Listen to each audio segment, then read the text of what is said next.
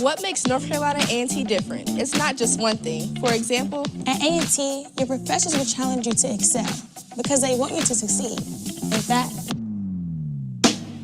more Black students have graduated from A&T since 2019 in engineering, journalism, agriculture, and liberal arts than any other campus in America. Those graduates go on to earn the second highest starting salaries of any university in the UNC system. That's why 98% of Aggies rate their decision to attend A&T great. More than that, it's the vibe. There's nothing like the Aggie experience. You'll always know A&T got you. The Aggie pride is real. Become one of them. You'll learn quickly why at North Carolina A&T, we are always doing, but never done.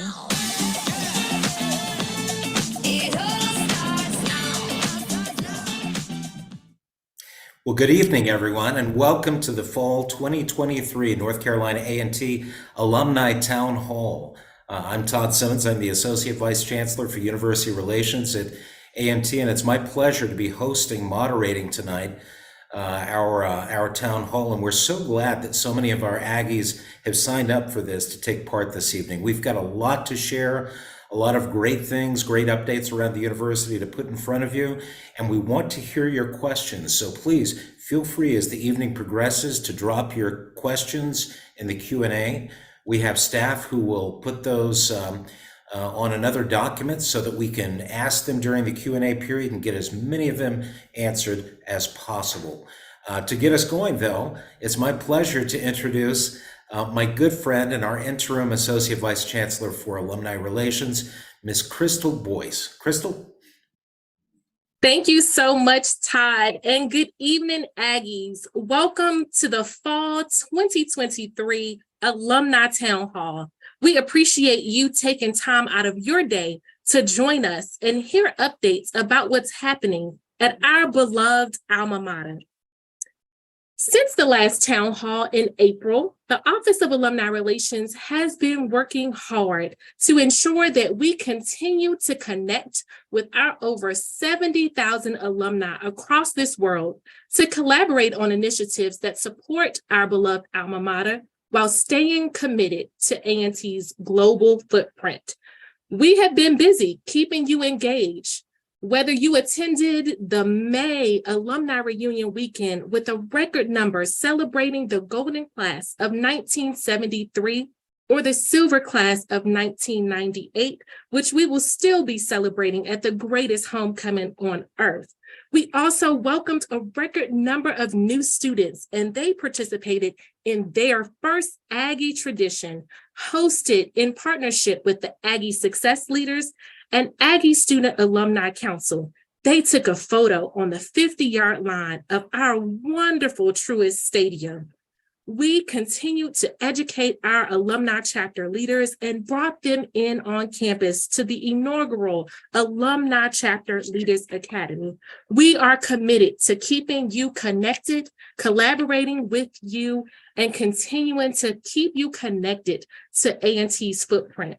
The Office of Alumni Relations is here to partner with you. We cannot do our work without you. Aggie family, thank you for all that you have done and will do in the future for our illustrious institution.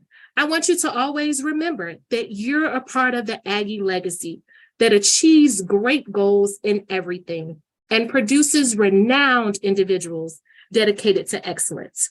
Welcome this evening. I have the pleasure of introducing our preeminent, illustrious Chancellor, Harold L. Martin, Sr., an alumnus of this institution. He takes pride in his work, and we have seen it over the years that he has served us, and we appreciate all that he's done. As he's coined, Aggies are always doing and never done, and he is committed to that. And we want you to stay committed while he's here with us. Introducing Dr. Harold L. Martin, Sr. Chancellor. Thanks very much, Crystal, and certainly good evening to all of our Aggies. It's my understanding that we have a significant number of you worldwide who are participating in our alumni forum this evening as well. And so thanks very much for joining us. I also want to thank you for your ongoing and continued support of our university as we have continued to engage in significant discussions about our institution today and well into the future. I certainly want to thank all of our colleagues who are joining us today as well. Some of them will share comments throughout the forum as well and be a part of our Q&A. I'm also very, very pleased to have joined us this evening Ms. Kim Gatling, who is our new chair of the Board of Trustees and alumna of the institution as well. So Ms. Gatling, thank you for joining us as well. I want to talk to several things before I pass the baton to others to give updates as well. The three things I want to talk about based on the feedback we received from many of you in preparation for our meeting this evening. One's related to the search for my successor as chancellor here at North Carolina A&T State University. So I'm going to spend some time talking about the search process. And then I want to spend some time talking about the investments that continue to be made in our university, and in particular, the investments that have come out of this current budget session that are available to the institution and for us to make strategic investments in our university. And finally, I want to spend a little bit of time talking about campus safety, an area of significant importance to us as leaders of our university, our students and our faculty and our staff, but certainly the families of those of our students who are privileged, we are privileged to serve on our campus as well. And join us as well is Chief Jermaine Cherry, who continues to lead our University Police Department. So let's talk about the search. As all of you know, I made the decision in conversation with my wife and with the Board of Trustees after 15 years of serving this institution as its chancellor, decide to retire at the end of this academic year. One of the most agonizing professional decisions of my career. But I think it's time to do other things that will certainly keep us involved in this community with our university, as well as ensuring that we'll continue to focus on those things that matter in our lives and our families' lives, as well as in the life of our community and our university. Following the announcement on September 22nd that our Board of Trustees, the president of the university system, Mr. Peter Hans, joined me and our board on that date as well and had a conversation with our Board of Trustees. He made commitments to our university's Board of Trustees on the importance of the university and the significant importance of our Board of Trustees and others of our constituency who will be critically important as part of the search process. Now, many of you may know that the Board of Governors has been going through several iterations of change in this search process for the chancellors of the university system. The most recent modification to the search process and committee occurred this past spring and was approved by the Board of Governors to be a consistent, normal 13 members of the Board of Trustees for all future searches for chancellors of each of the consistent institutions. The committee would consist of 13 members. 9 will have direct engagement with the university as part of the university's constituency, and the remaining 4 would come from members of the UNC system administration and Board of Governors. And I'll speak more about that in a few moments. Our current 9 direct relationship related members of our search committee for the future chancellor, 4 are current or former Board of Trustee members and board chairs, very seasoned, very senior, very significant leaders of our Board of Trustees. It also consists of the Student Government Association sitting president, Ms. Jasmine Amaniampong. Will also consist of the faculty senate representative, as well as the staff senate chair. Now, A&T's interests will be well represented across the entire committee. The link to the search process and the opportunity for you to engage in the process is available on our website at this address. And I'm going to pause there for a moment for you to be able to gain access to this address, or we'll put it in the Q&A so that you'll be able to gain access to it as well. Next slide. Now, as I indicated, 13 members on the Search Advisory Committee announced by the president very recently. The representatives on the committee who are representing the UNC system will consist of the president of the university system. He will serve on all search committees. Also included the chair of the Board of Governors, Mr. Randy Ramsey, will also serve on all search committees for future chancellors. Additionally, will be the liaison of the Board of Governors to the particular campus for which the search is being conducted. Our liaison is Ms. Pearl Burrows-Floyd, someone we know very, very well, very committed and very engaged with our university as a member of the Board of Governors, who serves as the secretary of the Board of Governors, but also serves as liaison to the institution as well. Additionally, the policy calls for a sitting chancellor or a recently retired chancellor of one of the UNC campuses. Excuse me. In this instance, we've all agreed that Dr. Randy Woodson, Chancellor of NC State, a good friend of our university, a very dear friend of me personally, well-regarded, well-respected as a land-grant institution leader, and highly respected leader who respects our land-grant mission, the importance of our university, and will be able to speak significantly about the importance of our institution as a doctoral research university, or two today, and our university emerging as a very competitive Research One university within the UNC system as well.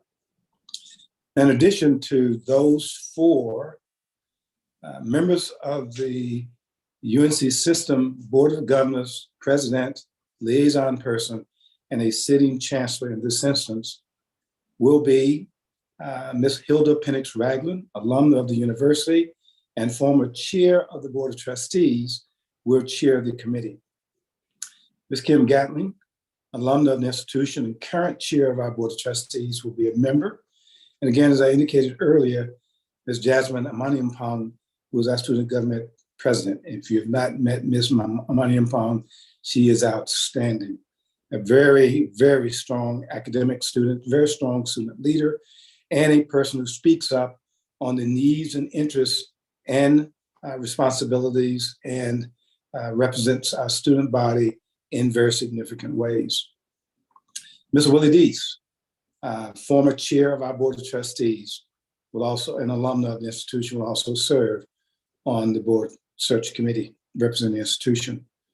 Mr. Michael Fox is president and CEO of the Piedmont Triad Partnership. It's a regional economic development nonprofit entity of which I'm a board member. And this community, represented by the Piedmont Triad Partnership, recognizes A&T as the most critical institutional driver, innovative research that drives economic prosperity for the Greensboro community and the Piedmont Triad region. And he will speak significantly then on the importance of the significant leadership role that the next chancellor will play as a partner with this community and the business leaders, and as a significant leader for the future of our university. Also represent again our faculty senate, and the faculty of our university is Dr. Scott Harrison, that's the chair of our faculty senate. Mr. Mario Lewis, an alumna of the institution, is chair of our staff senate. Those are the 13 members of the university's chancellor search committee. The first meeting of the search committee is now scheduled for November 6th. Again, the search committee is asking for all of our constituents to make your voices heard. Then there will be significant opportunities for you to provide your public input through a survey on the Chancellor Search website. And I encourage you to proactively participate in the process and go to our website, find the survey and share your thoughts and the professional values and experiences and expectations as you see them for the next chancellor for North Carolina A&T State University. Next slide. Now, I'm sure if you have any additional questions, they will come up in the Q&A, and I will be more than happy to respond and certainly give our chair, woman, Ms. Kim Gatlin, an opportunity to provide some comments as well. As you know, we have set for our university the journey toward R1. We expect this journey to move aggressively toward 2030. We believe that we are more than on track to meet the expectations defined by the Carnegie Foundation for universities to successfully meet the criteria. It's my expectation as we engage with our board, as well as we engage with the senior staff of our university, our deans and our faculty, to our faculty senate, staff senate, and our students on our campus, what the criteria are, but equally as importantly, the strategic investments and process improvements and cultural shift toward the continuing culture related to research and research innovation and graduate education that also has direct impact on the excellence of our undergraduate programs as well. And the role we continue to play as a leading public research university for our state and for our university's impact on the Piedmont Triad region and beyond. And we must continue to make the kinds of investments, not only resource investments, but cultural shift, stabilities and operational efficiencies, decision-making, and the assurance that we are building the kind of culture and infrastructure and commitments to our academic programs and excellence, the facilities we need for the future, and the infrastructure of parking, housing, research facilities, and the other related kinds of expectations as investments to continue to build the excellence in our students, in our faculty and our staff, as well as the facilities needed to undergird the continuing growth and prosperity of our university. The support of our journey toward R1 has been outstanding. From our Board of Trustees, our campus community, the president of the university system, the chair of the Board of Governors, all speak publicly and candidly about their commitment in support of our university in transitioning to R1, to join Chapel Hill and NC State as the only other Research One universities in the UNC system. And keep in mind that this support also extends to the governor of the state of North Carolina, as well as to the legislature who support our university and are predominant funders of our university, as reflected in the appropriations that have been made to our university over the past 5 years, in particular, this current year, this past budget cycle, of which I'll make a few comments about as well. We're on track. We're driven by the roadmap framed by our newest strategic plan, Preeminence 2030. North Carolina A&T Blueprint is in full swing. You'll hear more about where we are within our journey on the particulars of those targets that we've set for the university by our provost, Dr. Tanya Smith-Jackson, in a few moments. We continue to expand the doctoral research agenda of our university, growing our research to $147 million today, affirming our posture as the third most productive research university in the UNC system behind Chapel Hill and NC State. We continue to make investments in growing the PhD numbers in graduate students on our campus pursuing the PhD across the university in our current doctoral programs. You'll hear more about the current 4 doctoral programs that are now before the president and his staff to soon be moved to approval, final approval for implementation by the Board of Governors, we anticipate in the next few months. These doctoral programs include 3 doctoral programs in the College of Arts, Humanities, and Social Sciences, and the Hurston College of Health Sciences, PhD in Criminal Justice, the PhD in Sociology, the PhD in Health Psychology, and the doctorate in Nursing Practitioner program. You'll hear more about this from our provost as well. We're excited about these new programs that are currently before the president and his staff, and soon to be approved by the Board of Governors for our implementation very, very shortly. And there are a host of other doctoral programs that are under review and consideration as we look to continue to expand the PhD offerings by our university. Next slide. A summary of the significant investments that have been made to our university in this current budget, approved by the president of the Board of Governors for inclusion in the budget, and recently approved by the legislature. And while the governor elected not to veto the budget or to physically approve the budget by his signature by law, having not vetoed the budget becomes the law after 10 days. So this budget now reflects the state budget for the state of North Carolina, including these key elements that are important for our university. The state budget this year includes one of the largest appropriations of operating dollars for our university in a number of years. It includes over the 2023-25 biennial, $22.9 million in recurring funds and an additional $7.2 million in non-recurring funds. Recurring funds means that they will become a permanent part of our budget, which enables us to be able to create new positions in strategic areas of need and growth and opportunities to expand the operations and efficiency of operations for our university. The non-recurring funds are strategic because they allow us to spend them on critically important one-time expenditures that are important for the university as we look to the future. These funds are broken out across several buckets. Research institutional funds to move the university toward R1. They're so specifically classified by the legislature, designed to invest in strategic areas that support our university transition to R1. $10 million of recurring, $5 million non-recurring. We also have received an additional allotment of funds from the legislature. We received non-recurring funds last year to invest in engineering education in the UNC system at A&T, UNC Charlotte, and NC State.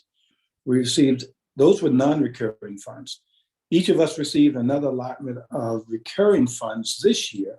Our university received $5 million to go directly to the dean to work with her team in concert with the provost and our chief business officer to define the most strategic needs for enhancing competitiveness of our College of Engineering to grow enrollment and produce more engineers that are critical to the needs of North Carolina and the many industries that are located in North Carolina.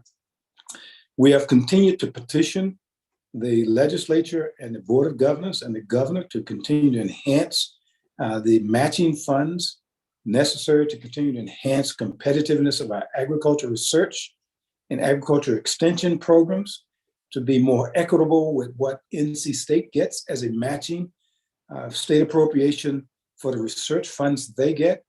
We now have moved with this funding to $2 for every $1 federal funds we get in research and extension, moving closer to what NC State gets as state appropriations for their institution.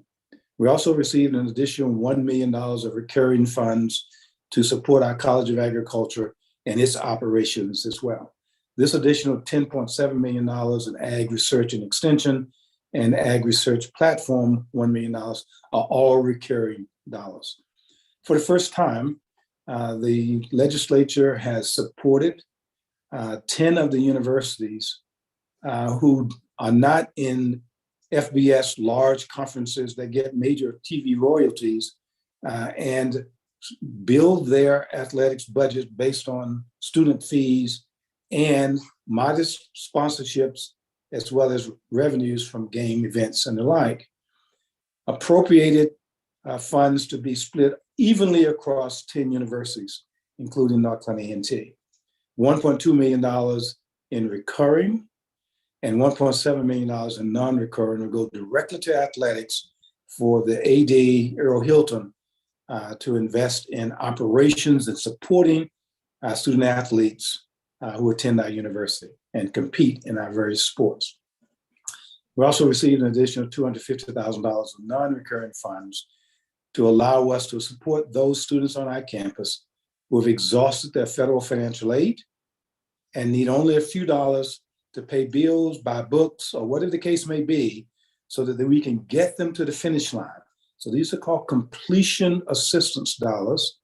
And several of the UNC system campuses receive these dollars because many of our students take a little bit longer than 4 years to complete their degrees. And then at 4.5 to 5 years, that extra 1 to 3 semesters they need to complete their degrees, they need additional financial boost. And these dollars will help us significantly in working with our students.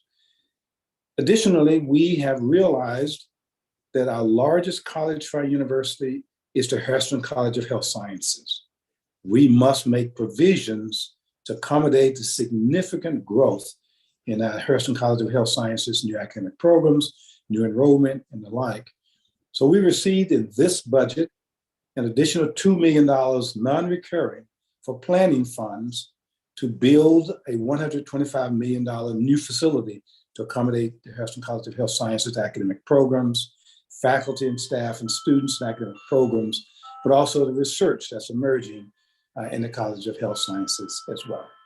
Those are new dollars appropriated in this current budget, and we have them in our hands today, and we're making the important critical decisions as to how these funds will be invested in the most strategic needs of our university as we look to the future. Next slide.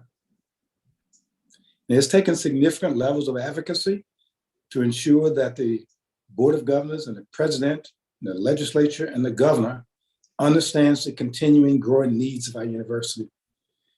We are making a huge impact on the continuing request for additional dollars for investment, and that activism must continue in a very significant way to continue to position our university as one of the recipients of more significant investments for operations and facilities to accommodate our continuing growth.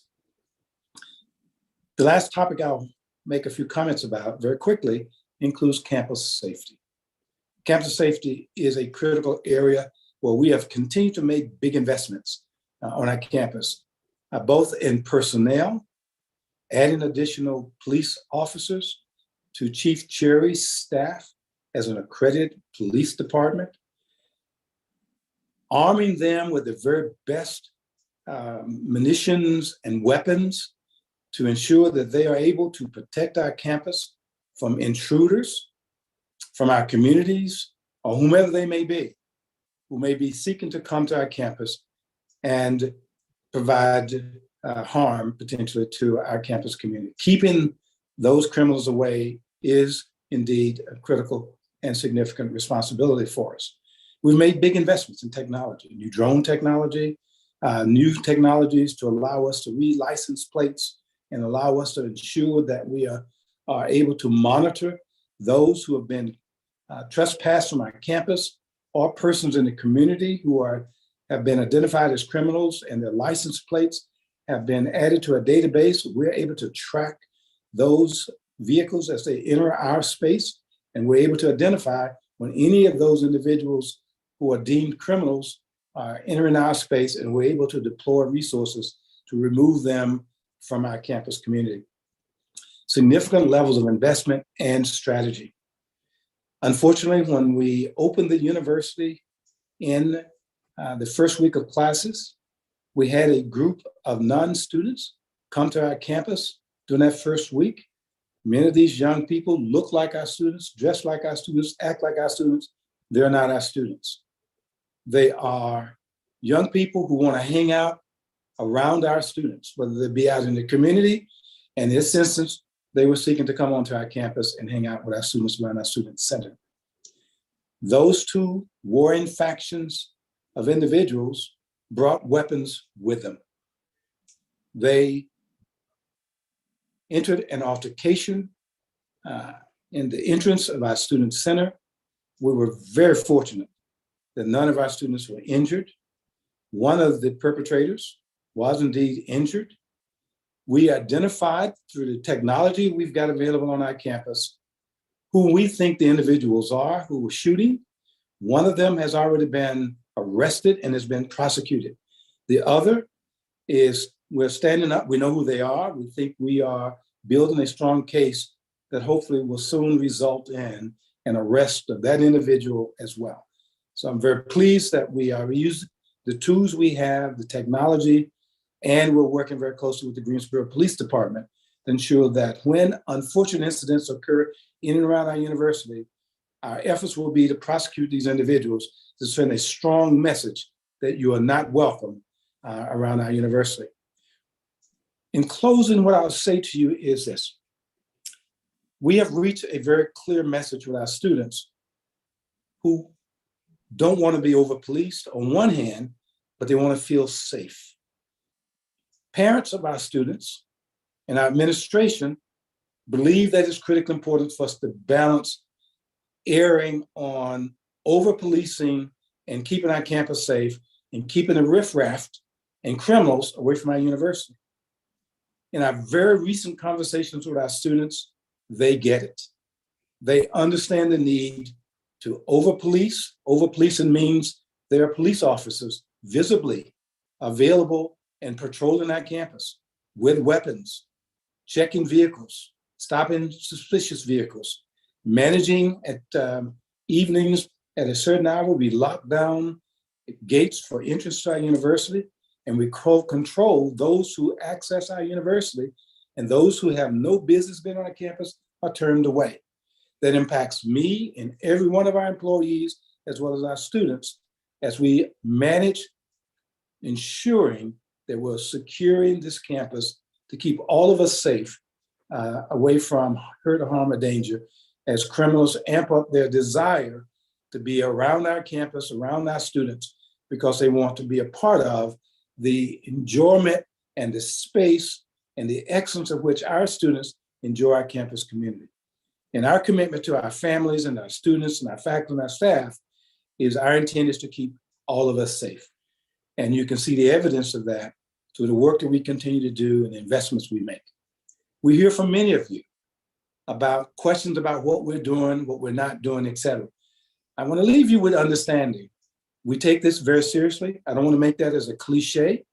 We are regularly and routinely talking about how we amp up, invest in, and ensure that we're keeping our campus safe. We have strong partnerships with the Greensboro Police Department. We've elevated those discussions very recently between our police chief and our deputies and his staff with Chief Thompson, Greensboro City Police Department chief, and his senior staff as well, to enhance the conversations about policing around our university, around the Greensboro community. Chief Cherry has increased the significant discussions with the sheriff of Guilford County and his staff, again, enhancing our partnership with them to increase security in and around Greensboro and certainly in and around our campus. We're doing all the appropriate best practices to make sure that partnerships are strong, communications is significant, and the investments we're making for our campus, again, to keep us all safe. I'll yield at this moment and prepare to answer any questions that are available during the Q&A as well. Again, thank you for all of your continued support for our university. Thank you for the 14 and a half years of your immense support of me personally as Chancellor of our university.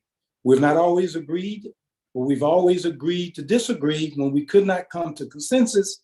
But importantly, we've always continued to have open lines of communications. And I can't thank you enough for your commitment to North Carolina A&T State University. And more importantly, what's in the best interest of our university. And that's more than I can say that I can appreciate for the love and appreciation for what Aggies do. Always doing, but never done. So thank you so very much. Chancellor, thank you. And for all of you out there who are tapping those emojis and sending up the hearts and the applauding hands, we see them and we feel them as well. This is really a moment for the Aggie family, and we appreciate you being part of it tonight. Thanks again, Chancellor, for a very informative presentation. I just want to let folks know who are raising hands, we can't take questions from those who are raising hands to comment. We don't have that kind of capacity this evening. So if you have a question that you would like to put in front of the panelists, please put it in the Q&A and we'll surface as many of those as we can.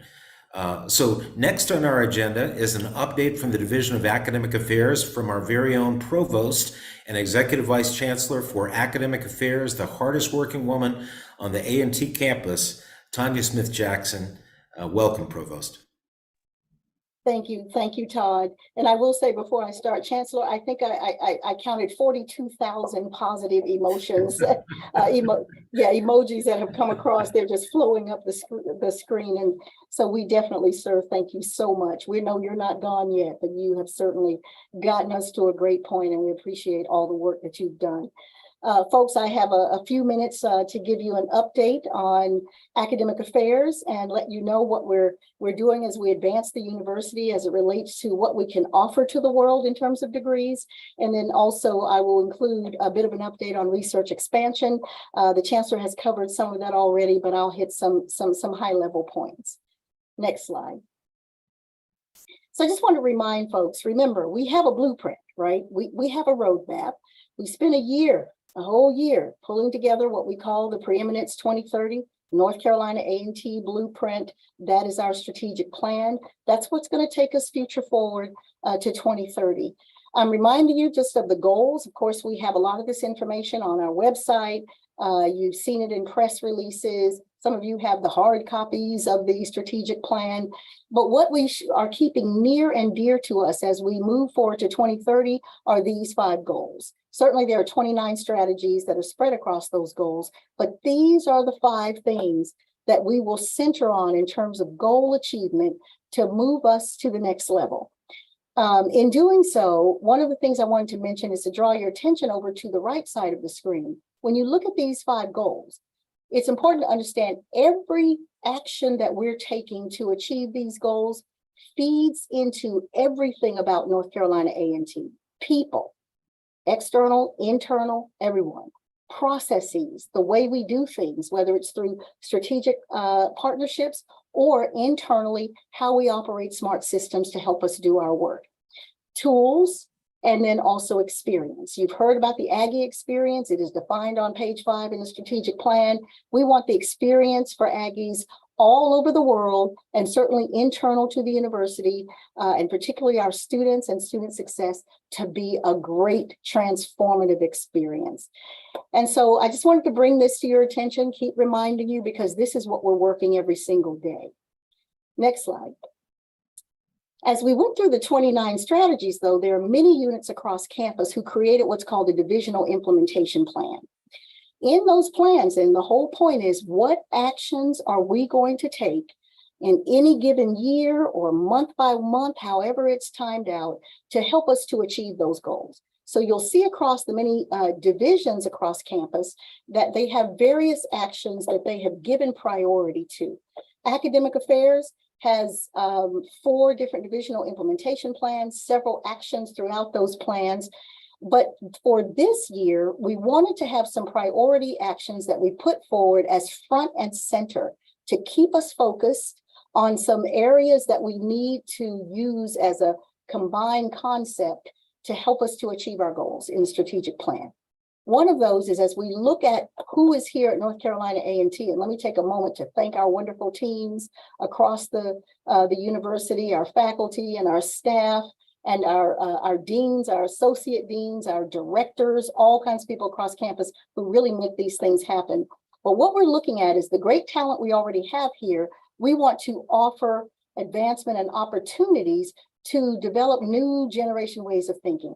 Chancellor mentioned culture and culture change. Part of that is how we embrace innovation. And we have a reference in the strategic plan related to innovating, but also failing forward. Learn from what If something didn't work or it didn't work as well as we wished it to, we will learn from that. So the point here is the talent we already have, we're encouraging this culture shift of taking the liberty to think outside of the box, come up with different ways to do things. And we want to also hire and attract those folks who think outside of the box, who are willing to say, hey, there's a new and better way to do this to get our students to student success or whatever it might be. And so hiring and developing these folks who are going to think differently, and it's not just next generation, we want them thinking 2030, 2040, 2050, what's going to work for us to push us out future forward. The second is inclusive pathways. As you know, the demographics are changing, okay? Certainly we want pathways to help people to get to the degree in our traditional groups of folks, 18 to 24 years of age. But as we're creating new doctoral programs, for example, we have to pay attention also to graduate students and ways in which we can bring people who may be older or with families who are wanting to come back and get a master's or a doctoral degree. How do we create an ecosystem for them so that they can be successful? And our graduate college and our deans are working on those many ways in which we can be much more inclusive about the graduate experience, recruiting graduate students, but making sure we help them on their journey to that advanced degree. But in addition, note that we have many people who never got a bachelor's degree. They may be 50 years old and they're dreaming of getting a bachelor's degree. We've got to build an ecosystem for them to be able to be successful and also position ourselves so that when they look at us from the outside, they know that we care enough and we built systems so that they too can take advantage of our educational opportunities. Other things, we've got folks in the military forces, our armed forces, we got veterans who are enlisted, who are officers. Those folks come in with great experience. They've been trained at very high levels. Credit for prior learning is what we're advancing right now to find more open ways to give them credit or apply credit for that past experience so that they don't have to come in and take so many more courses to get to that degree. So all this inclusive pathway stuff is really all about creating degree programs so that many different people beyond the traditional are able to take advantage of it. And then we have what's called the Transformation Office. In other forums, the Chancellor has talked about an investment group who put in funds and working with Thurgood Marshall and UNCF and Partnership for Educational Advancement to help to increase the capacity of HBCUs. And we were a member of the first cohort. What came out of that was the establishment a year ago of the Transformation Office. And the Transformation Officer that we have is Jonathan Martin. We have about 32 initiatives ongoing right now that are all about transforming our institution and positioning it for the future. But in addition to that, we want this Transformation Office is reaching out across campus and also with partnerships external to campus so that we can create right here, entrepreneurship. We can innovate right here at A&T and make sure that we're developing the best practices, leveraging the talent we have, all of that will make a difference as we move future forward. Next slide. So as you know, we're so pleased with the help of Joseph Montgomery, Aaron Hart, and many of the folks who are in enrollment management. We have enjoyed yet another increase in enrollment. Our fall 2023 total enrollment was 13,833 students, and I've broken it out here for undergrads versus graduate students. And so you will see that we are still enjoying being in a position in the world where everybody wants to be at North Carolina A&T. There's no better place to be than North Carolina A&T. I've listed here, I won't go through all of them, but certainly you see the number of bachelor's programs, master's programs, doctoral programs. And I know someone brought up a question about fashion merchandising. We are looking at expanding our programs, but we do need to be strategic about how we expand, what we expand, and when.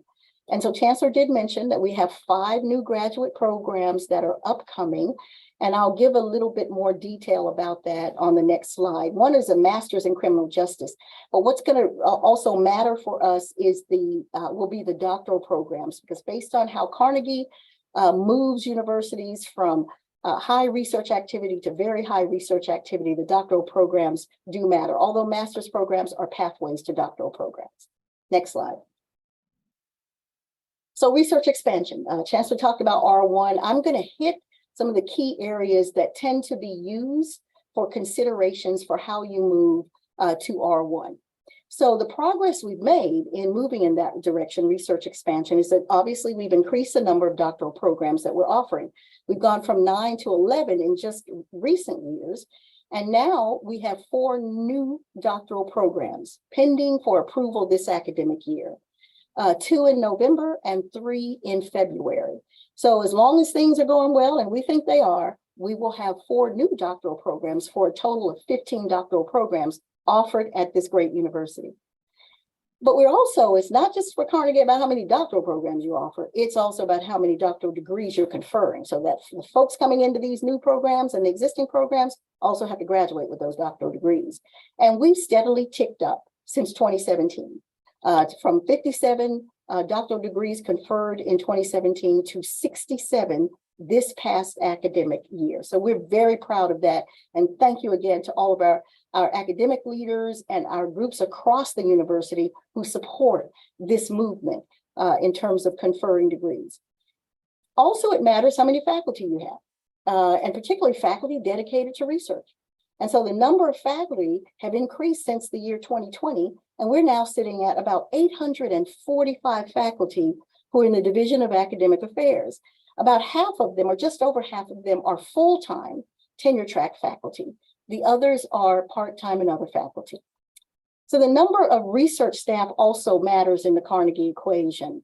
And research staff are people like postdoctoral folks, research associates, people whose primary duty is to do research. They may not be doing instruction or teaching, but they are doing research. And just in 2020, we had about 20 research staff.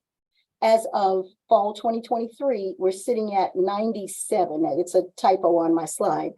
We have 97. So we're increasing in the number of folks who are dedicated to a lot of this research and commercialization and patents that have to happen that will help us to move to R1. They are working with the faculty and the graduate students and the undergraduate students who are doing this research. And awards and expenditures have also increased, which is another important category for the Carnegie Foundation. So as you may have heard in press releases, we're at $147.37 million in research awards this past year. That is the highest we've ever been. And in addition, the highest we've ever been in research expenditures, $47 million for the 2022-2023 academic year. Probably wondering why they don't match, but money comes in, but you still have to have time to spend it, okay? But for Carnegie, it does matter. How are you spending that money? Because that money ties to the creation of jobs. We will be hiring other people, for example, who are helping in those research labs. We're hiring students. It all has an economic impact, and that's why the expenditures matter as much as the awards. Next slide. So we've made great strides, and I know that there have always been questions from alumni. We love going to your alumni chapter meetings and talking about all the great things we're doing at North Carolina A&T. But many of you have asked, how can we help? So this is recorded, of course, and you'll be able to see this, but I'm not going to highlight everything, just 2 things. 1, lifelong partnership. You've graduated from a great university. You carry a pedigree that really does matter across the globe. You're recognized when people see that logo. They're shouting from one end of the airport to the other, Aggie Pride. It's important for you to maintain this lifelong partnership with the university. We need your time, we need your talent, we need your expertise, we need your resources. So that lifelong partnership really does matter. We want to keep that engagement. And then also scholarships. We want our students to be able to focus on teaching, on learning, on research, and on the great things that they can do while they experience North Carolina A&T. Scholarships matter because it helps them to be here and present rather than working external to the university. Now, internships, of course, we need them to do as well. But all in all, we want them to have enough support so that they can focus solely on their studies and also working in our laboratories, undergraduates and graduate students. So those scholarships really do matter. They make a difference.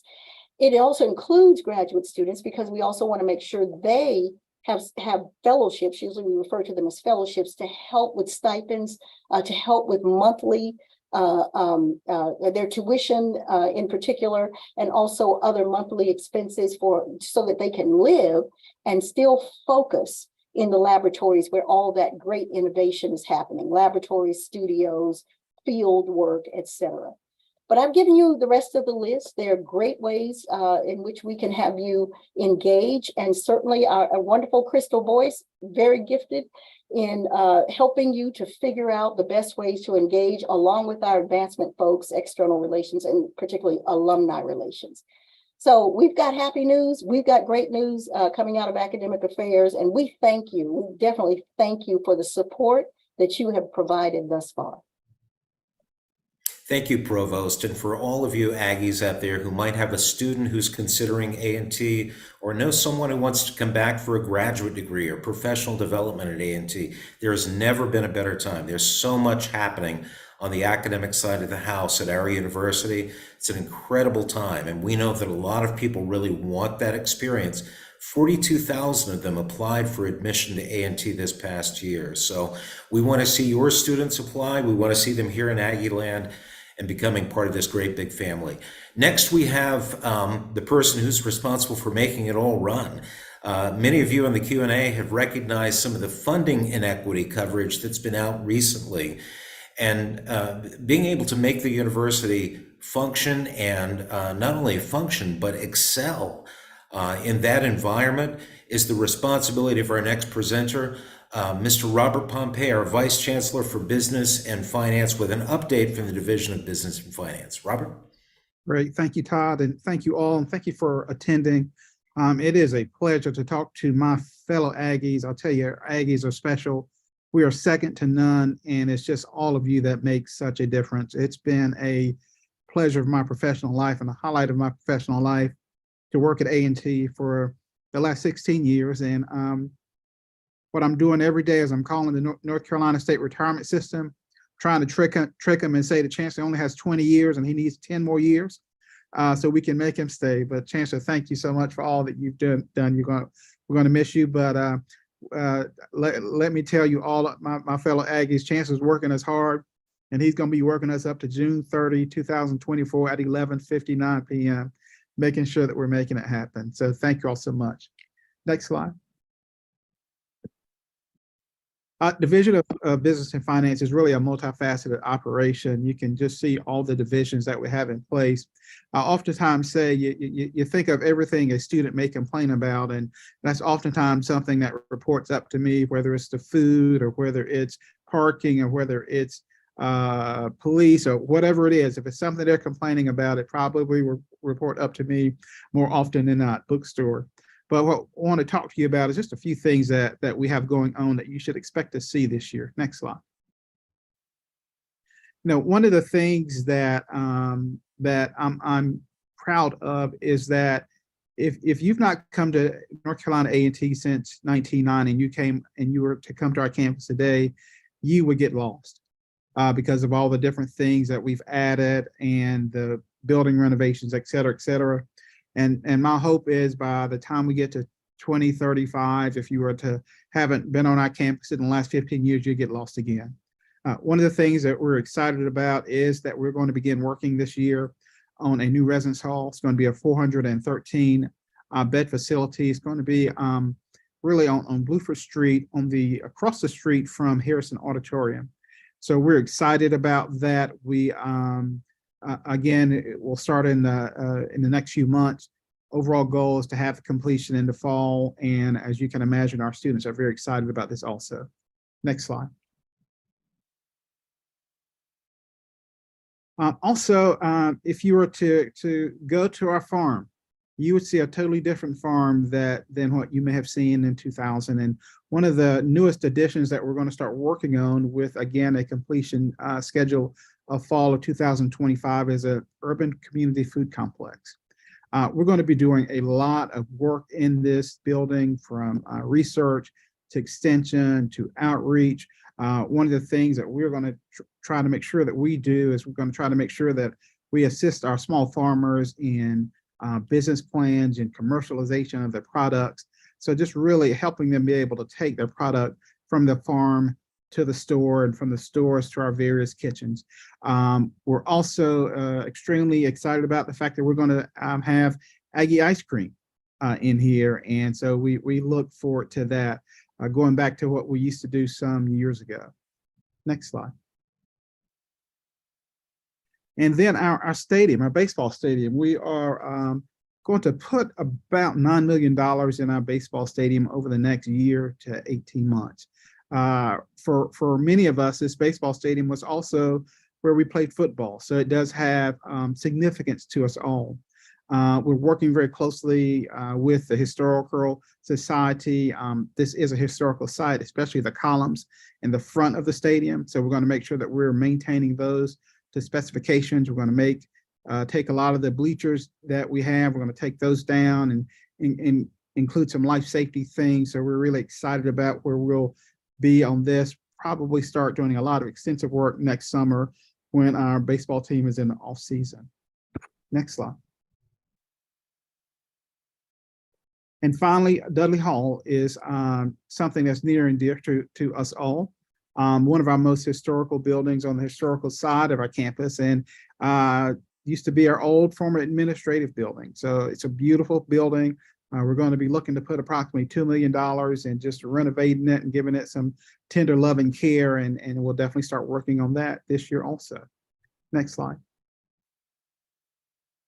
Then Martina Hall, we received funding from the state to begin some modernization of Martina Hall. Martina is where we have a lot, if you recall, we have a lot of math classes in Martina. So it's not a building that we can bring down in the school year because of so many of our students, just like we did when we attended North Carolina A&T, are taking their classes there. Our goal is to begin extensive work on Martina in the summer and continue to stage it going forward over the next 18 months. Next slide. Finally, let's talk about campus enterprises and something that's always near and dear to our students and alums. Let's talk about food and some of the things that we're doing there and some of our new partnerships.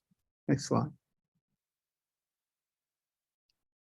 Starbucks. We have a Starbucks on campus. I know for many of us that went to North Carolina A&T back in a number of years ago, we could not imagine, well, we didn't know what Starbucks was because it wasn't around, but we sure couldn't imagine having a Starbucks in our Williams Dining Hall. And so we've had Starbucks for a number of years now. We're renovating Starbucks to give it a different look, a new feel, new touch. Again, just kind of trying to keep things fresh for our students. Next slide. Chick-fil-A, very similar to what we see out in our communities. Chick-fil-A is always busy, always packed. Currently, Chick-fil-A is in our new student center. And what we're going to do is we're going to relocate Chick-fil-A to our dining hall and make it a full service Chick-fil-A. This will enable our students to come in and sit down, very similar to a Chick-fil-A out in the city. Will enable us to serve our students quickly. We'll have mobile ordering in place, and all aimed at just really increasing and enhancing the Aggie experience for all of our students. Next slide. And one of the things that we implemented during the pandemic to promote social distancing was the automated delivery of food via these robots that you see here. Since October 2021, we've had over 100,000 deliveries of food. We'll continue and have continued to do so. It not only provides a service to our students, but really provides them a firsthand experience dealing with top of the line technology. And our goal is hopefully before the end of the school year to actually have Chick-fil-A participate in this program so we can have deliveries of Chick-fil-A in every food item that we have here on our campus. Next slide. And we're also going to be renovating our Williams Dining Hall facility, especially we're going to put a lot of work into the back side of it, to part that most of us don't see, the kitchen area. A lot of the equipment and things that we have are older and more obsolete. So we're really going to make significant investments in Williams Dining Hall, and we're also going to continue to do touch-ups in the front. Again, if you've not been to this facility in the last 10, 15, 20 years, I encourage you to go there. This is not the Williams cafeteria that we went to and ate at in our days here at North Carolina A&T. Next slide. Finally, what I'd like to share with you is some of our new partnerships. We have been a Pepsi campus for a number of years. We have transitioned to Coke. We put this service out for bid, and Coke came back to us with a very competitive offer. So we're very excited about working with Coke. So when you're in our stadiums or at Corbett or you're on our campus, you're going to no longer see Pepsi as our primary. You're going to see Coke as our primary partner. The advantage of this and the importance of vending for us is that every dollar that we receive in vending revenue goes to scholarships. Every dollar. So the more that we're able to have a partner that wants to be competitive, provide great commissions to us, provide bonuses and things of this nature to us, the more that we're able to benefit our students and reduce the cost of attendance. And finally, we're changing bookstore providers or have changed bookstore providers from Barnes & Noble to Follett. We're a Barnes & Noble client for a number of years, for probably the last 10 years. And we have transitioned to Follett. And we're excited about the partnership. Follett's excited about the partnership. We've challenged them to provide a wide variety of apparel at very competitive prices from top to bottom. So we're looking forward to the partnership and the great things that will come out of here. Next slide. So thank you. We couldn't do all that we do without the team that we have here. This is a picture from commencement with we had Morris Chestnut as a speaker, but we have a great team. I love all my teammates and just really proud to be a part of this university, not only from being a graduate, but also from being here as employed in this fine university over the last 16 years. So Todd, that concludes my presentation. I thank you all again for your time. I appreciate so much your time, your talent, and your treasure. Thank you, Mr. Pompey. And for any of you who have not been in the university bookstore since the change in management from our friends at Barnes & Noble now to our friends at Follett, you will be amazed at the variety of different gear that's there now. It's the highest quality that you can find anywhere in the marketplace, trust me. And there's plenty of it. So make sure when you're here for GEHO, make sure you stop by the university bookstore and pick up your next needs for swag. Next on our agenda is more on campus safety. Chancellor hit the highlights a few moments ago, but now we're going to hear more on that from Chief Jermaine Cherry. Chief? Good afternoon, fellow Aggies. I hope everyone is doing well this evening. I just want to second what Mr. Pompey said. We have the A team here at the university being led by none other than Chancellor Martin, who has provided excellent leadership down through the years. And so we too hate to see him go, but we understand. We understand. So I'm here to talk a little bit about some updates from your police department. So if you can go to the next slide. Coming into 2023, we wanted to be laser focused on 3 major initiatives. Some of those initiatives included recruitment and retention. We went through a spell of where the law enforcement profession was having a difficult time in hiring. So we wanted to make that one of our major initiatives coming into 23. We also looked at technology upgrades and wanted to talk about how we can leverage technology in our quest to facilitate safety on campus. And finally, we wanted to continue our engagement. We look for every opportunity to positively engage our students and our community so that we can provide education on safety initiatives and those things. And so as we go to the next slide, I wanted to let you know that this year we have had enormous success.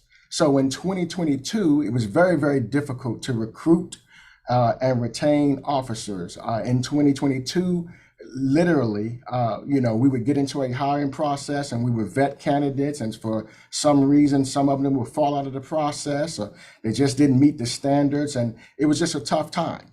So at the turn of the year, the university and the UNC system ushered in hiring bonuses and signing bonuses, and they were significant. We went through an EHRA conversion, which allowed us to have competitive salaries. And as a result, it has been quite effective, and we've enjoyed enormous success this year alone. Up until this point, we've hired about 9 police officers. And so we have put a significant dent in our vacancy rate. In fact, we are on our march to almost being fully staffed in the area of the police department. So as we go to the next slide, we're very, very happy about that. Like I said earlier, we're looking for technology. Technology is a major focus of ours moving forward, and how can we leverage technology in our quest for safety? So I wanted the chance to talk a little bit about some of the things that we have, but I want to go take a little deeper dive. And so our flock cameras, our license plate readers, we have many situated throughout the campus property. And so essentially what that does, it allows us to know who is actually frequenting our campus. And so we have several success stories with this. If we have stolen vehicles on the campus, people driving through the campus, it's a huge campus. Our flock system will pick up on those things and alert the police department so we can take appropriate action. And so it's vehicle identification, NCI hits, real-time alerts. So we know who's coming into our footprint, the footprint of our campus, and we can take appropriate action. We're very happy to have this piece of technology. As we go to the next piece of technology, it includes our Aggie Safe app through Safe Zone. So this is essentially like the blue light phone in the palm of your hand. So you have 24/7 access to the police department and to services around the university. And so when you look at this feature, it's an app. It has tip reporting features, so you can literally provide a tip by way of text to the police department, communication center. You can send pictures, videos, just by clicking on the see it and say it feature of this app. We have check-in features. You can literally press the check-in feature and let the police department know, hey, I'm in this building, I'm working late, I'm moving about the campus, can you please watch out for me? You can let us know so that we can be aware of your presence and take appropriate action if you need assistance. We're very excited about the well-being assistance app. So, sometimes individuals or members of our community, they struggle with mental health challenges and those things due to stress or many other things. They can literally click on the well-being app assistance button and get the assistance from the university, but not only the university, the greater Greensboro community. So it will connect them with a counselor. It will provide them with information on who to talk to and those type of things. We also have just a whole plethora of other features. You can get first aid assistance, emergency services, and you can just simply get help by pressing this button. We're very excited about this app, and we encourage our community members to make sure that they sign up for this app because it's a neat tool and a neat feature in the palm of your hand. So as we go to the next slide, it basically entails our drone program, which is the first of its kind in the UNC system. And so, we call our drone Aggie Airship 1, and we can put these eyes up in the sky, and it provides us with real-time pictures and videos just from the sky to survey our entire campus. This feature also has object tracking. So if we are looking for someone, maybe a missing person, maybe a missing child on the campus, maybe someone who's committed a crime, a vehicle, we can put this in the sky and we can input that person's information, and this drone will look for that person. It's a great force multiplier for the police department. Also, during times of inclement weather and those types of things. We can put it up in the sky and do damage assessments, holistic damage assessments of the entire campus. And it also performs grid searches. So this is a great tool that we have in our arsenal. And again, it is a great force multiplier.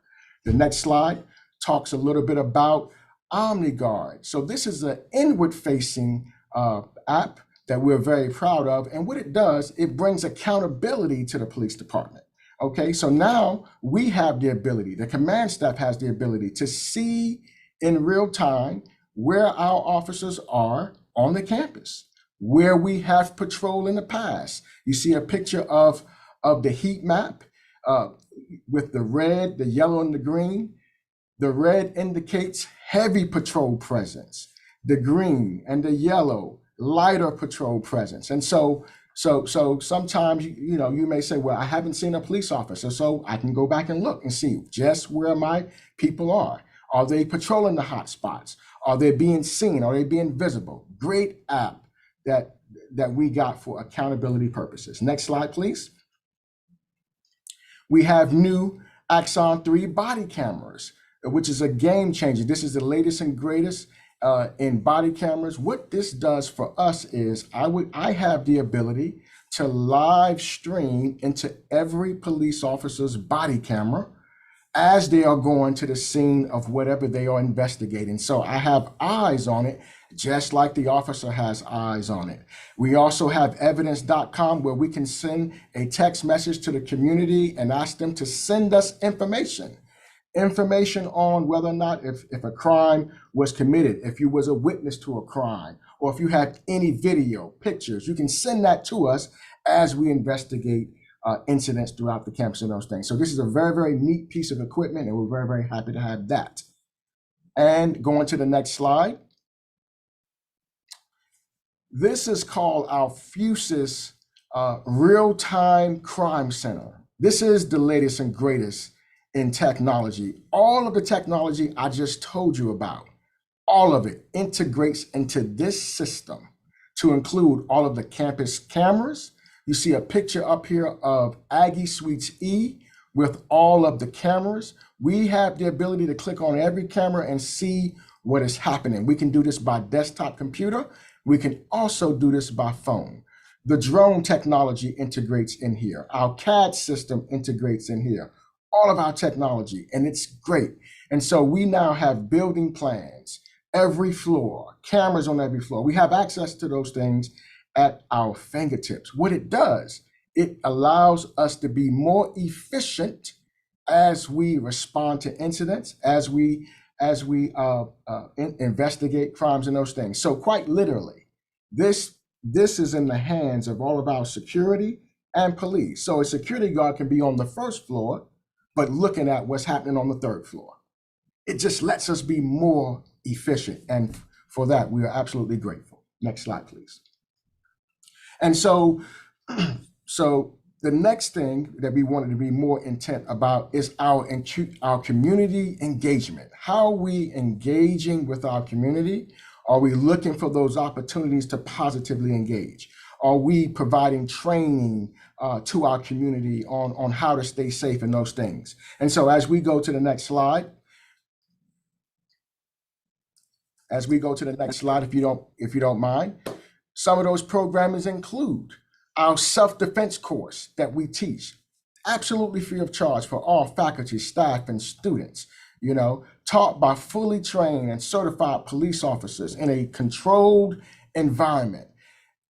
Everyone who participates in this class, they get a chance to learn lifelong skills they can take throughout their life.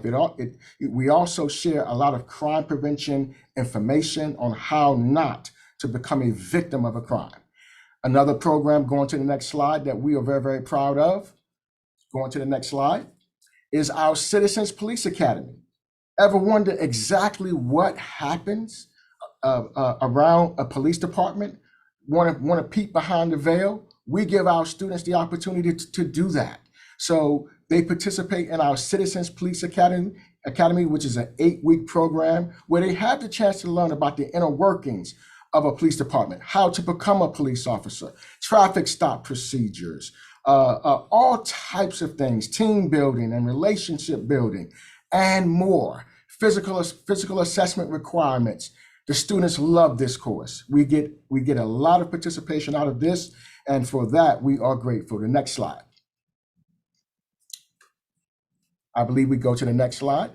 So this slide here talks a little bit about our Humans First. If you back up just one, it's called Humans First, which is a student-led organization who came to the police department and said, hey, I want to partner with UPD. We want to create an organization called Humans First, which breaks down cultural barriers and stereotypes and finding common ground amongst one another, creating friendships and sharing life experiences. In other words, seeing the humanity in every person we encounter. Student-led, student-driven, and we jumped at the opportunity to partner with them with this initiative. We've had several events, joint events throughout the campus, from panel discussions to fun and resource days and those types of things. It's a great initiative, and we're very, very proud to be a part of this organization with our students. And the very last slide talks a little bit about the internship program that we consistently hold for our students as well. We've had numerous of students to go through, many of them by which have gone on to become police officers, federal agents, and those things. And they contributed some of their success to them going through the internship process with the agency. And we're also exploring new and deeper partnerships with the engineering department. We're asking that they assist us in creating apps and those types of things. It's just so many great, neat, and fun things that we're doing within this space and within the police department. And so for that, I'm grateful. And again, I love myself some A&T. There's no place like it. And our students are second to none. Thank you. Chief Cherry, thanks so much. And thanks so much for what the department does every day to continue to make A&T one of the most safe college campuses in North Carolina and indeed in the country. The statistics bear that out.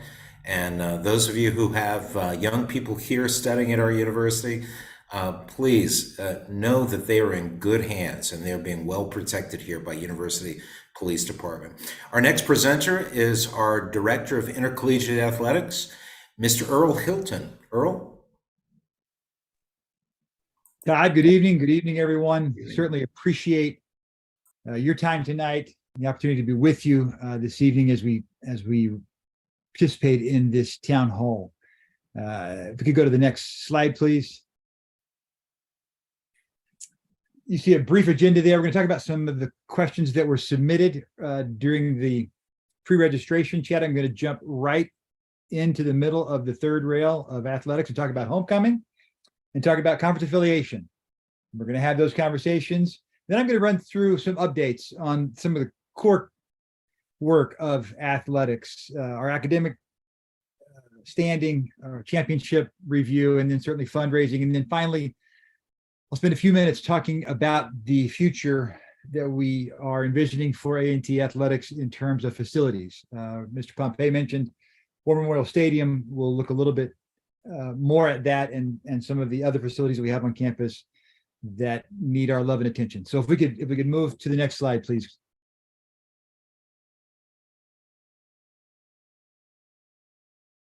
Could we move to the next slide, please?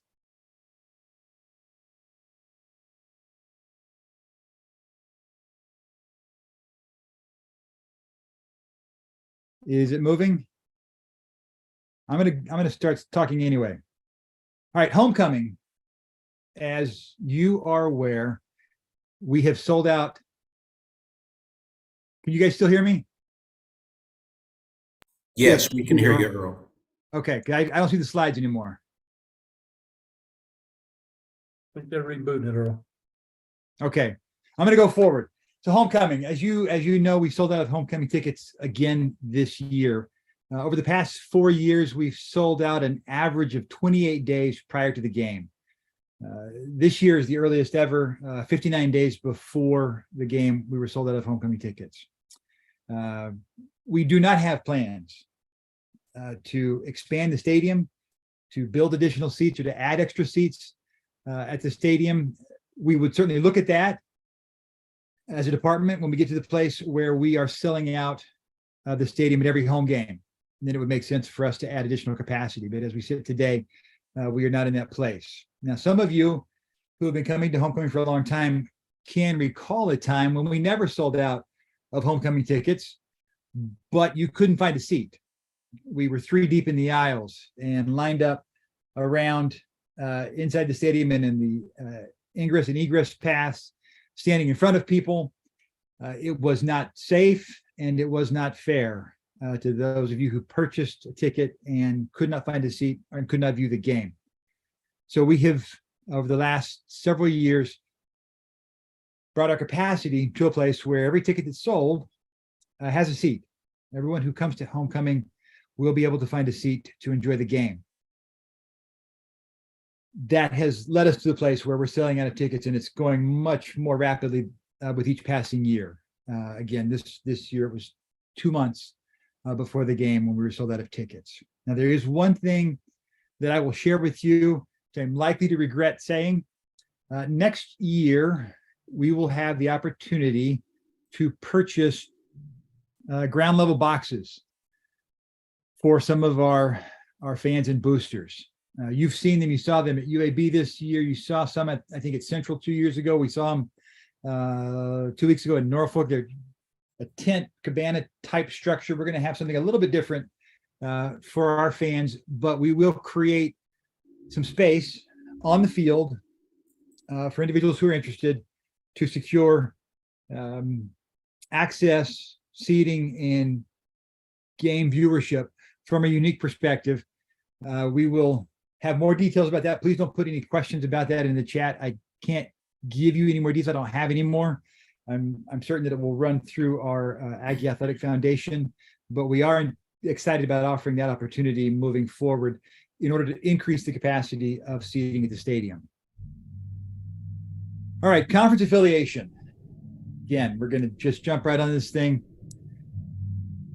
I don't actually have a lot of conversations with people about conference affiliation. I've become aware that it's a topic of conversation from others. People pass it along to me that they heard this or saw this. So I want to be as clear and direct and candid as I can in this space, and recognize and appreciate and welcome your feedback and your perspective in this space. Please understand that our changing conference is not something that happened to us.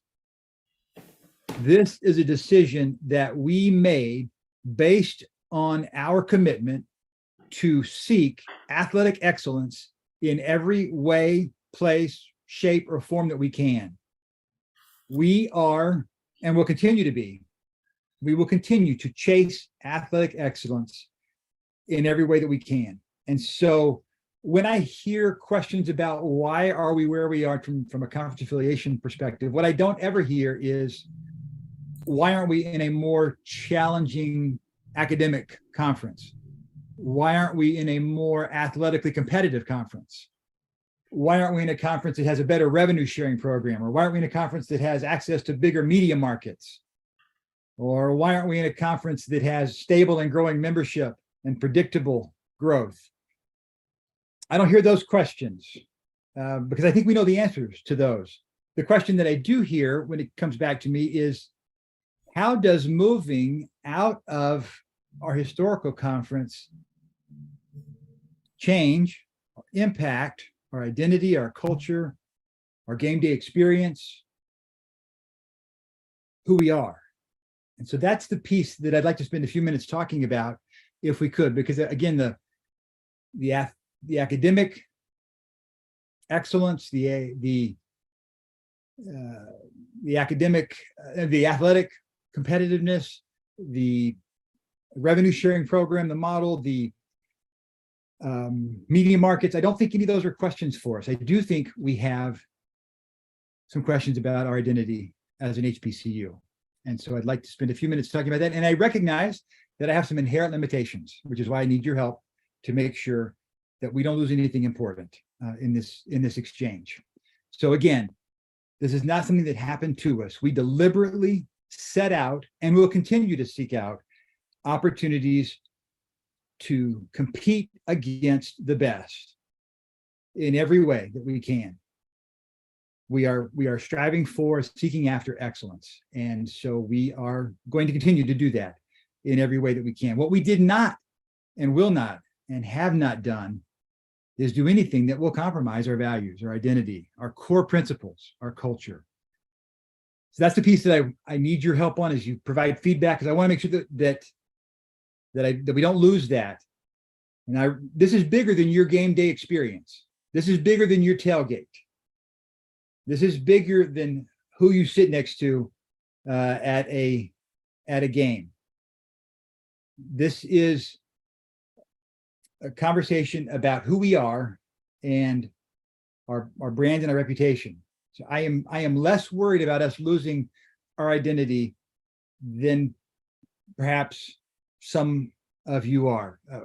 One, because I think the HBCU brand generally and the A&T brand specifically is much stronger, much more robust, much more powerful than perhaps we're prepared to admit. I think it is something that we're just beginning to realize how impactful who we are when we stand up and say we're here and we're going to be counted, how impactful that is.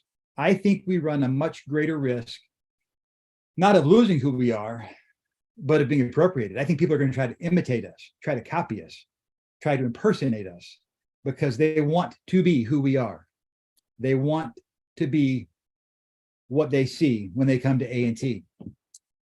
Some of you may remember the comments from the UNC Wilmington sports writers who came to a basketball game last spring and wrote about how this was the best venue for college basketball they'd ever been in.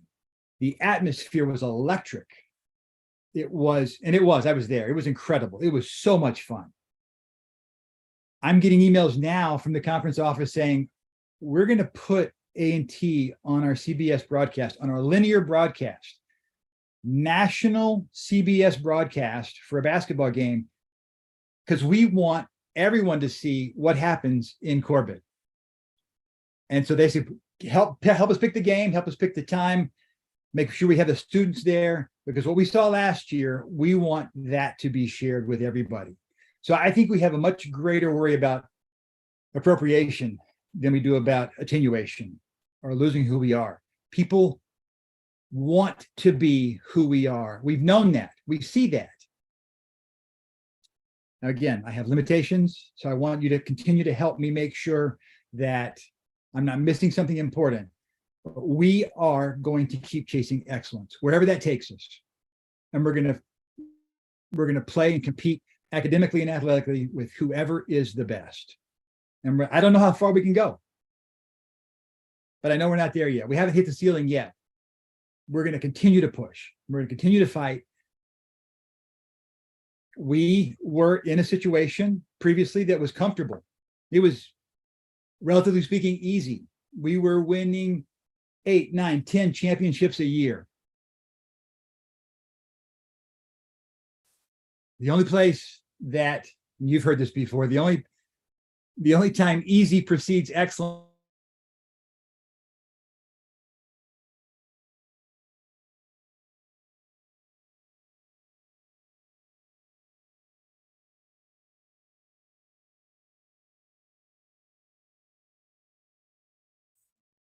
I hope everyone on the Zoom can still hear the audio. Mr. Hilton, you're back here with us. Yes. How much did we lose? Only the past 15 seconds. Easy exceeds excellence. I think that's the last thing we heard. Okay. Yeah. My place said easy precedes excellence is in the dictionary. And we're going to continue to get through this. It is difficult. I respect that. I appreciate that. As the chancellor suggested earlier, there are times when you will not agree. There are times when you do not agree with me, and I respect that. Please help me to make sure that we don't lose the important part of who we are in these transitions. But from my perspective and what I see, people want to be who we are everywhere we go, regardless of the pigmentation of their skin, whether they're melanin challenged or not. They want to be who we are. So I think we've got a great story to tell. So that's what my update on homecoming and on conference affiliation. Again, happy to offer any additional answers that I can as we move forward. Quickly, let's go back 2 slides. I'll run through these fast. Academics, this is an update of our graduate success rate, our federal graduation rate, and our APR. This is since 2005. Just note that everything's going up across all metrics from a graduation perspective. It's all going up. Next slide, please. The next slide is a championship summary, I think. If we can go to that. Championships, these are championships by decade. Blue and pink for boys and girls, number of teams that won championships in that decade, and the number of championships. You see, between 2010 and today, we've won more championships than the previous 4 decades combined. We have had unprecedented success. We've won gold medals. We've won national championships. Again, we are going to keep pushing for excellence. Next slide, please. This is donation news. This is you guys. This is a measure of what you do to support us. So the gold line is giving to the university. That's Ken and his shop. The blue bars is giving to the Aggie Athletic Foundation, the AAF. Again, you've got 2 different legends. The blue bar is on the left, and the gold line links to the legend on the right. Unprecedented, unimagined 10 years ago that we would have annual giving of over $2 million a year to athletics. There's no way that I can thank you enough for that support of our student athletes. All right, last couple of slides. Let's move forward, please. Many of you have heard about the master plan, the assessment of our facilities as we looked at our peer institutions, both in the state of North Carolina and in the CAA. Just a curiosity, going back to that conference affiliation thing, why do you think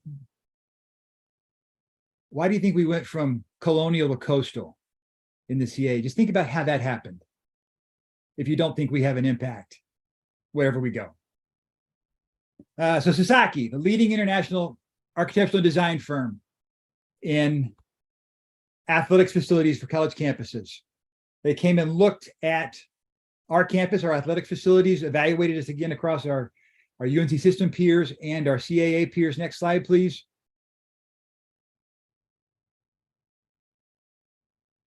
Their conclusions, as we move to the next slide, are essentially highlighted there in the red.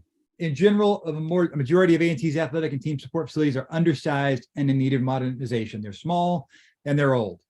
The first bullet, all competition venues and team support spaces fall short of peer schools in terms of quality and space size, which directly impacts our ability to recruit and retain student athletes.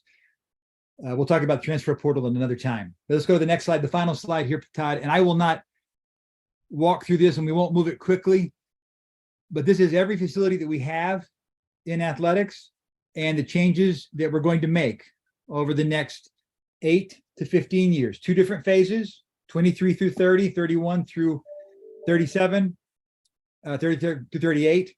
And you'll have access to this. You can read it and look at it.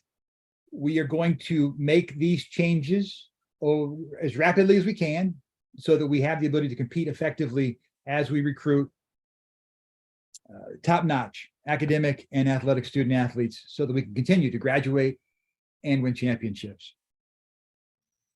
And Ms. Crystal, that concludes my presentation, I believe. Mr. Hilton, thank you very much. And I hope everyone's going to tune in this weekend or else drive up themselves to go see the Aggies take on Delaware. Good luck. And we're all rooting for you and all of your charges there, Earl. Next up is our Vice Chancellor for the Division of University Advancement, Ken Sigmund. Ken? Hey, thank you, Todd, and certainly thank you all the Aggies and friends who have joined us tonight as we talk about your role in the university and keeping you engaged in the university. So I just want to take 2 minutes to say thank you very much for all that you have done for us, all the great things that you've heard tonight, as well as all the great plans have a very important component, and that is your support on an ongoing basis.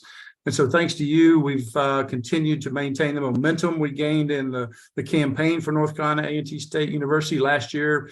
Aggies and friends of the university contributed almost $27 million in gifts and new commitments. And as you know, that touches all corners of the campus and meets a wide variety of needs. It also continues to grow our endowment, which now is knocking on the door of $200 million, which not only places us among the top among the public HBCUs, but also among our system institutions in the entire UNC system. So thank you to you all. We could not do a lot of this without you. And of course, that is still an important component going forward in all the plans you've heard tonight. You will begin to hear us talking more and more about Earl Hilton's plans for athletics and how we maintain competitive teams, which need facilities and scholarships, coaching support and programmatic support. So we are developing an initiative to help raise more money for those initiatives within athletics. So you'll be looking forward to hearing more about that. But I'll close with a more urgent request that you'll be hearing about from one of my team members here in just a minute, who will talk about sending the band to the Tournament of Roses parade this January. So thank you again, Aggies, for all that you have done for us. Again, we cannot do this without you. You heard the provost talk about so many ways that you can make a difference, and we count on you to do that each and every year as we maintain this trajectory that the university is on. So thank you.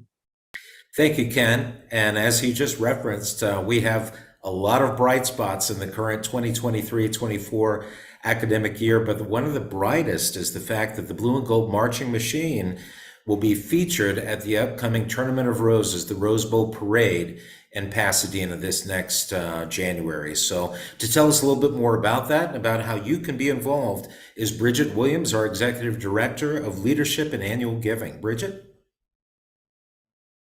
Great evening to my fellow Aggies. So Aggies, this is my favorite time of year. It is homecoming season and it is giving season.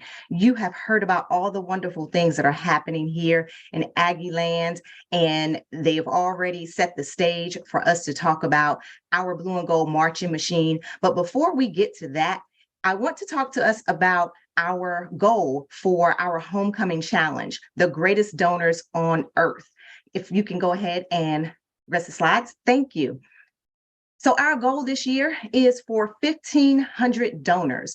We began the challenge on October 1st, and it will go until November the 5th. And so as you are preparing to come to homecoming, as you're preparing for all of the fellowship and the wonderful things that we do during this time of year, we want you to remember Dear A&T and all the great things that you've heard about this evening that's going on to support our students, and why we need your gifts, because those gifts are important to strengthen our ability to serve our students with scholarships, as you've heard from our provost, our academic programming, our curriculum enhancements, study abroad experiences, technology updates, and I can go on and on and on. And so Aggies, you can support us by visiting our website at www.ncat.edu/give, texting Aggie to 71777, mailing a check to our university advancement, calling us on the phone. We will answer the phone and we will help you make your gift over the phone, or by simply using our QR codes. In everything that you do, we're asking you to follow us on social media, through our Instagram, Facebook, and our Twitter pages. Next slide, please. And you have heard it here tonight as our Blue and Gold Marching Machine is preparing to represent us in Pasadena. They are preparing to go to the Tournament of Roses parade on January 1st. And we want you to join us as we fuel the machine on the road to Pasadena. You can support our Blue and Gold Marching Machine by, again, visiting our website and selecting the designation University Marching Machine, or by texting BGMM to 41444, or mailing a check to University Advancement. We also have a special QR code that's just for our blue and gold marching machine. And if you have already attended games during this season, you have probably seen one of those cards, or it's been given to you by one of our student callers. If you can go back to my slide. Thank you. Given to you by one of our students, our callers, or our volunteers, or other events. Also, there will be signage around our campus when you come here for homecoming. And those of you that are local, you will see those signs that will take you right to the QR code and your ability to fuel the machine. Aggies, we are so grateful and we're so thankful for all that you do. Thank you to those who have already given. You can progress the slides. Thank you. Many of you should have already received a personalized thank you image to share on your social media pages. If you have done that, show your spirit, show that you support A&T, and share it on your social media page. Tag us in it so that everyone knows that you are a supporter of North Carolina A&T. If you have questions about anything, please do not hesitate to reach out to us and ask us.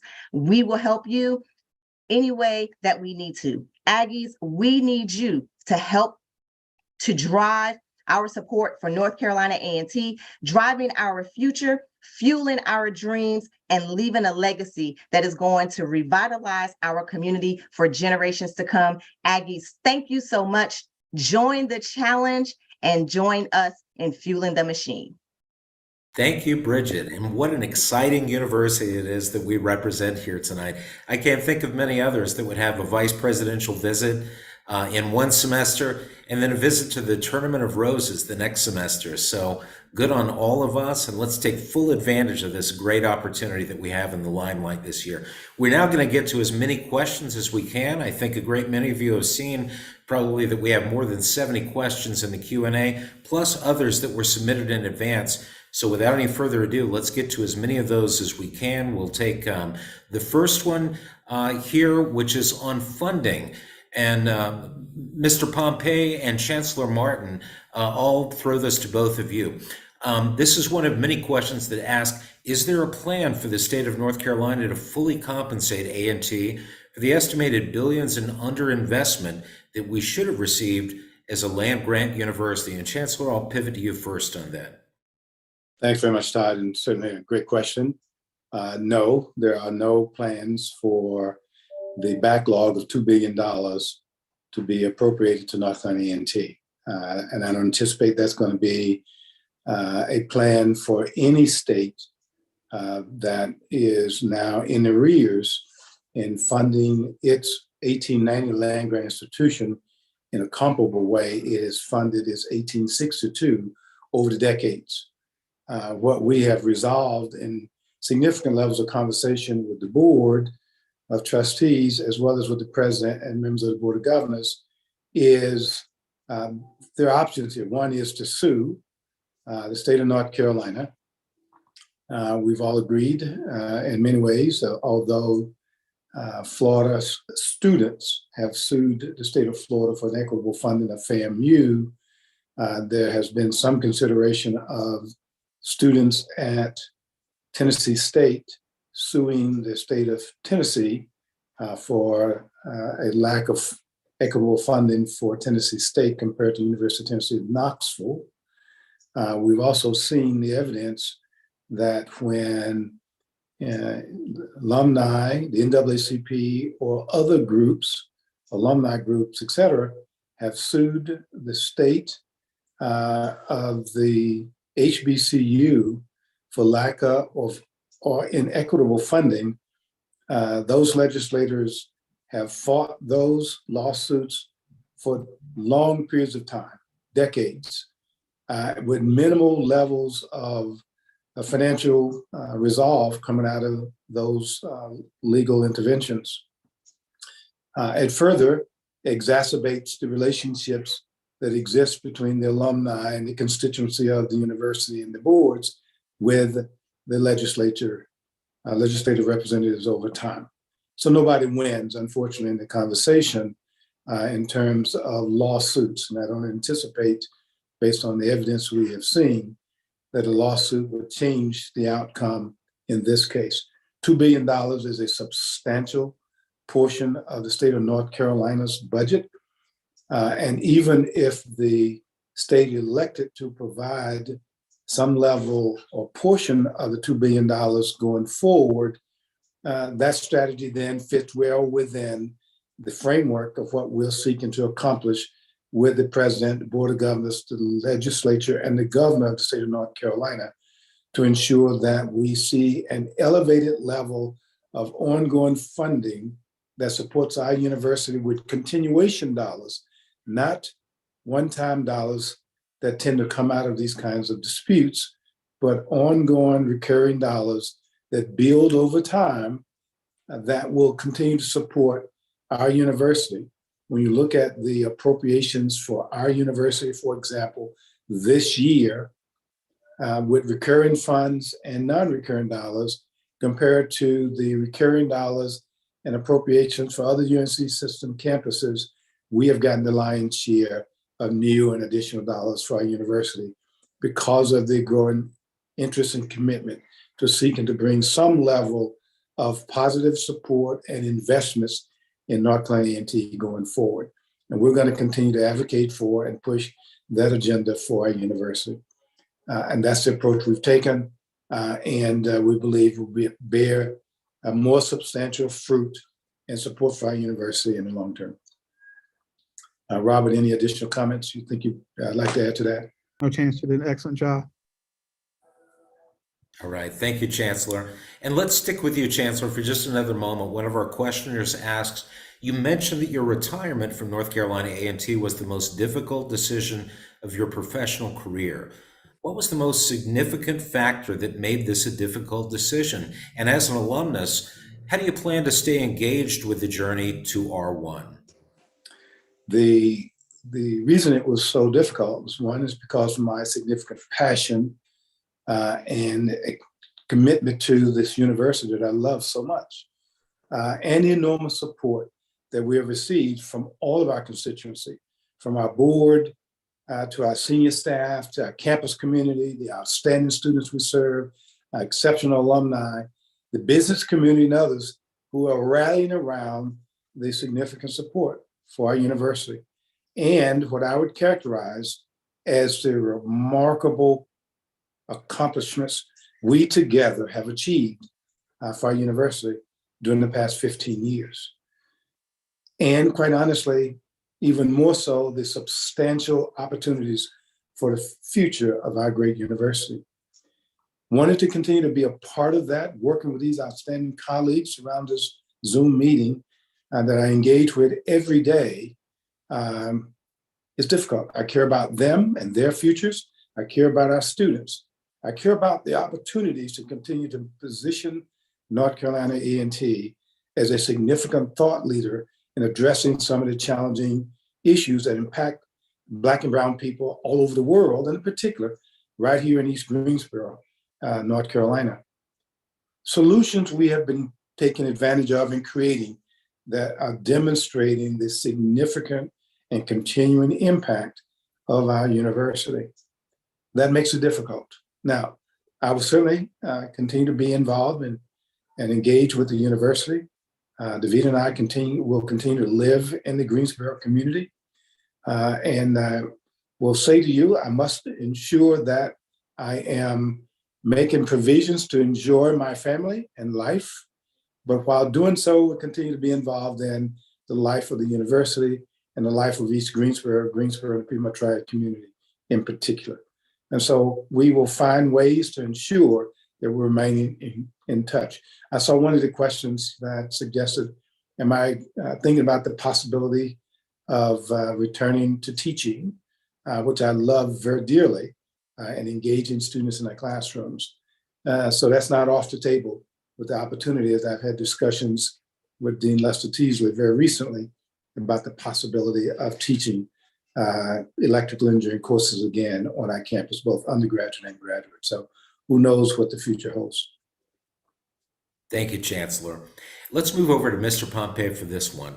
Back to funding issues, one of our questioners asks, How can students access the Completion Assistance Program? Because what a great opportunity this is for graduating seniors who have outstanding balances. Mr. Pompey?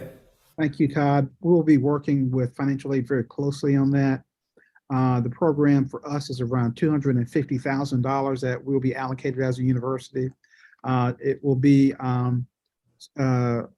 eligible students will have to be upperclassmen, have completed 60 credit hours, and have shown a need. So our next steps will be to work with our financial aid department to make sure they understand all the aspects of the funding and to position ourselves to be awarding in the next semester. Excellent. Thank you very much. Let's move back to Chief Cherry for this one. Chief, this questioner asks, are there any plans for reaching out to the surrounding community around A&T to see if there are ways to decrease the issues with rising crime in the surrounding community? Chief?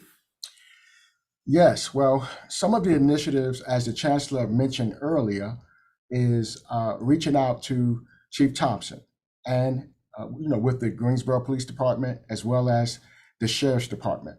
And so we have had very, very good discussions on how they can assist in the neighborhoods that surround the university. And so, I would tell you this, that since those discussions, they have stepped up their activity.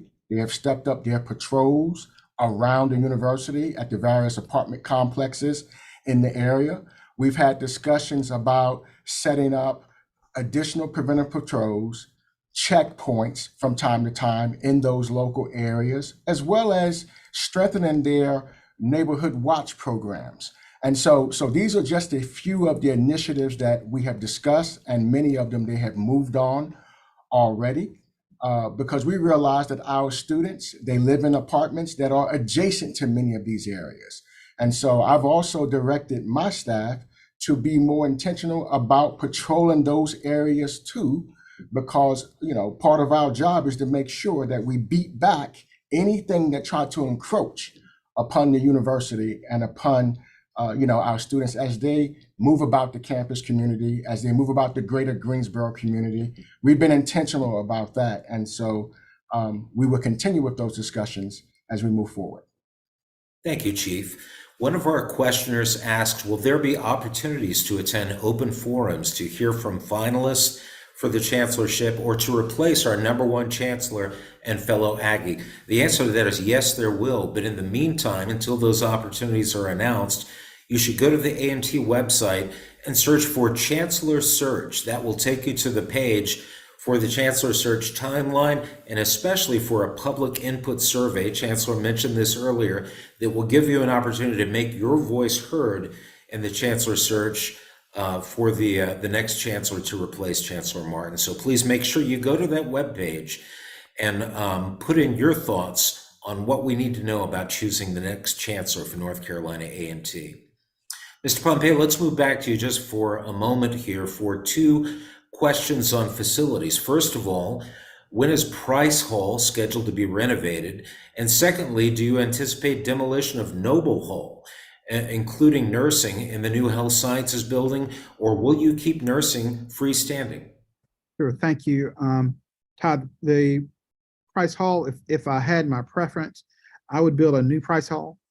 We have received some funding for Price Hall, but it's not anywhere near as much as we need to maximize the bang for the buck.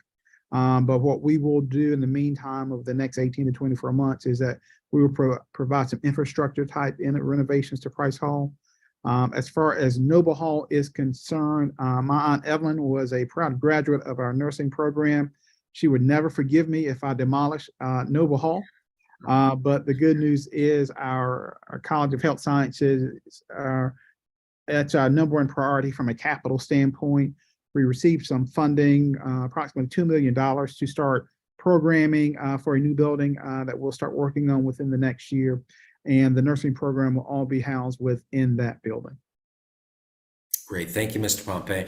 Let's move back to Provost Smith-Jackson for this one. This questioner asks, I've noticed that some schools in the UNC system have started offering 8-week classes, Will A&T be adopting this strategy? In other words, putting forward 8-week classes for people to take part in degree granting programs or in professional development programs? Provost? Yes, good question. We actually offer some 8-week classes that are associated with the clinical classes in nursing and some during the summer. But during the fall and spring, we do not offer any other 8-week classes. But certainly, as I talked about inclusive pathways earlier, part of what we're doing is examining new and different ways, and that includes the length of time that a course proceeds, so that people can get to a degree. So under those considerations, as we're innovating through various aspects of curriculum design, we are certainly looking at offering 8-week classes, offering mini semesters in between semesters, and many other type options that are offered by other institutions. So it's on the docket, definitely. Thank you, Provost. And we have a number of questions about academic programs that are really heavily into the weeds here. But let's tackle one of them here on the physician assistant program. As we all know, it's very exciting to see North Carolina A&T launching a physician assistant program. When will people be able to enroll? Well, the physician assistant program is pursuing provisional accreditation now. We can't speak to the undergraduate degrees that you need in order to enroll, but Provost, what can you share with folks about how soon people will be able to apply for admission to that popular physician assistant program? Yes, and indeed, the steps toward getting the full accreditation will take some time, and we are seeking provisional accreditation, and we're following all of the steps necessary to get provisional accreditation. We are hoping to have a cohort entering in fall 2025. As long as the schedule moves as it should, we are hoping for a cohort to begin in fall 2025. Excellent. Thank you very much. And for all of the questions that have been posted this evening that we're not able to get to in this very brief Q&A period, we will address those in text, and you'll learn from Alumni Relations where you can go to see all of those answers. Let's move back to Athletic Director Hilton for this next set of questions. Mr. Hilton, one of our questioners says that the game day experience at football games can sometimes be boring or sparsely attended. How can we be more creative in getting the community involved? I was actually just typing in response to that question that I was going to put out there. So no, it's a great question. And I wish they were wrong, but they're not. They're right. So we have begun a focus this year with the help of some incredible people on campus outside of athletics, Sarah and her team, to be specific, to focus on fan engagement.